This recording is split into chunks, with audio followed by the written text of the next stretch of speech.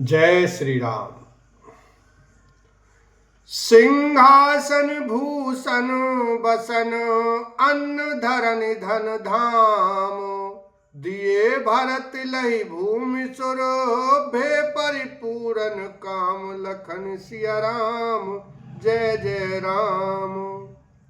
सिंहासन गहने कपड़े अन्न पृथ्वी धन और मकान भरत जी ने दिए।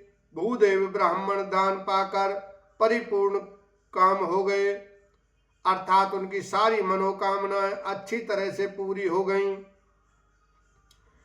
पितु हित भारत कीन जसी करनी, सो मुख लाख जाई नहीं बरनी।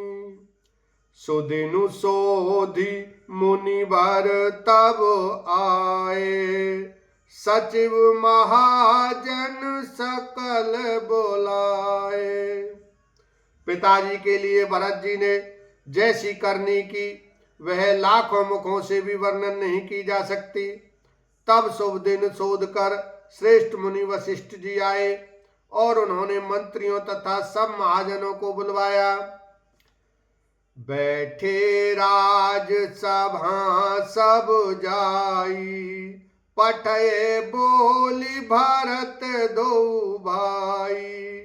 भरत वशिष्ठ निकट बैठारे, नीति धर्म में बचन उचारे। सब लोग राजसभा में जाकर बैठ गए। तब मुनि ने भरत जी तथा शत्रुघ्न जी दोनों भाइयों को बुलवा भेजा। भरत जी को वशिष्ठ जी ने अपने पास बैठा लिया और नीति तथा धर्म से भरे हुए वचन कहे। प्रथम कथा सब मुनिवर बरनी, कई कई कुटिल कीन जसी करनी। भूप धर्म व्रतु सत्य सराहा, जहि तनु पारी हरि प्रेम निवाह। पहले तो कैकेयी ने जैसी कुटिल करनी की थी, श्रेष्ठ मुनि ने वह सारी कथा कही। फिर राजा के धर्म व्रत और सत्य की सराहना की, जिन्होंने शरीर त्याग कर प्रेम को निभाहा। कहत राम गुणशील स्वभाव, सजल नयन पुल के मुनि राव। बहुरी लखन सिय प्रीति बखानी, शोक स्नेह मगन मुनि ज्ञानी।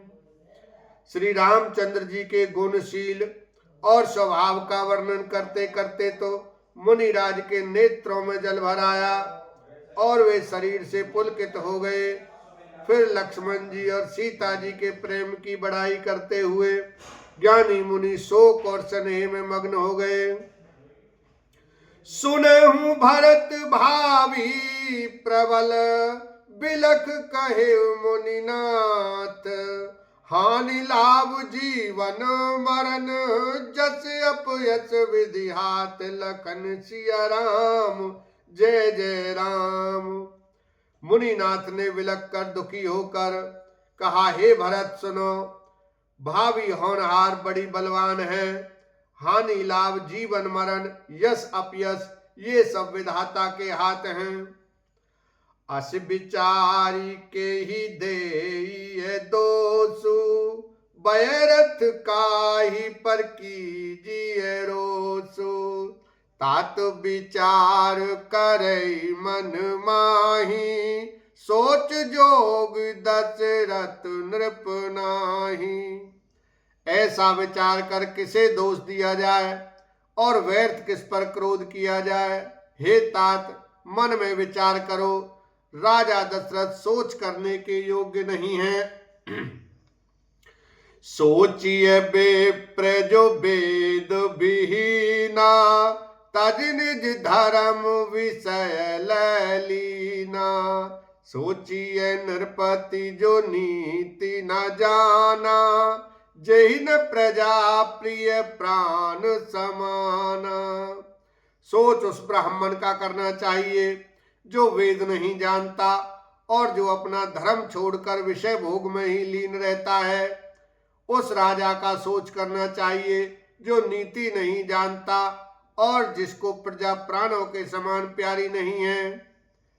सोचिए भय सुकृपन धनवानु, जो न अतिथि शिव भगति सुजानु।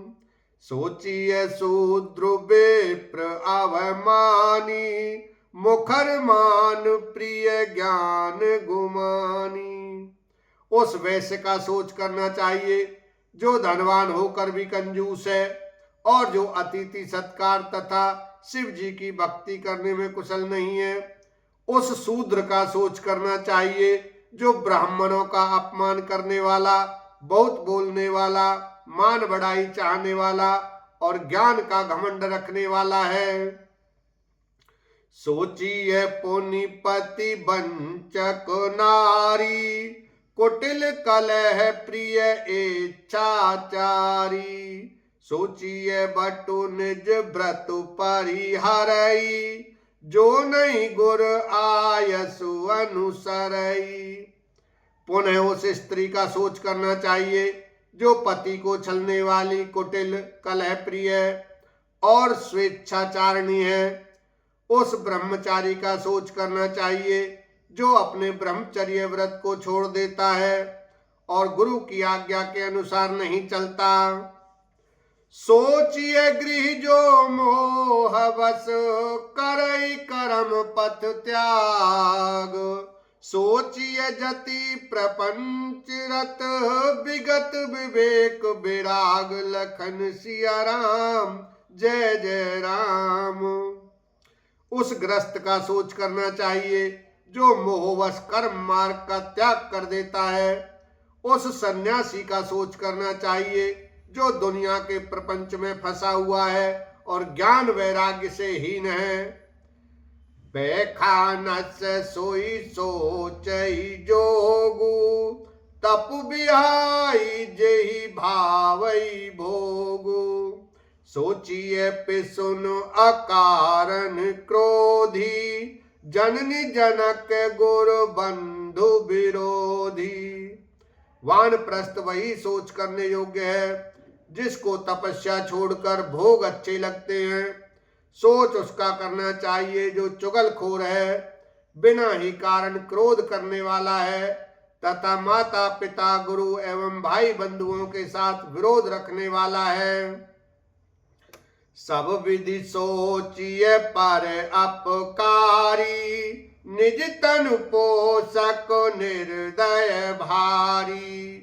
सोचनीय सबहि विधि सोई, जो न छाड़ी छलु हरि जन होई।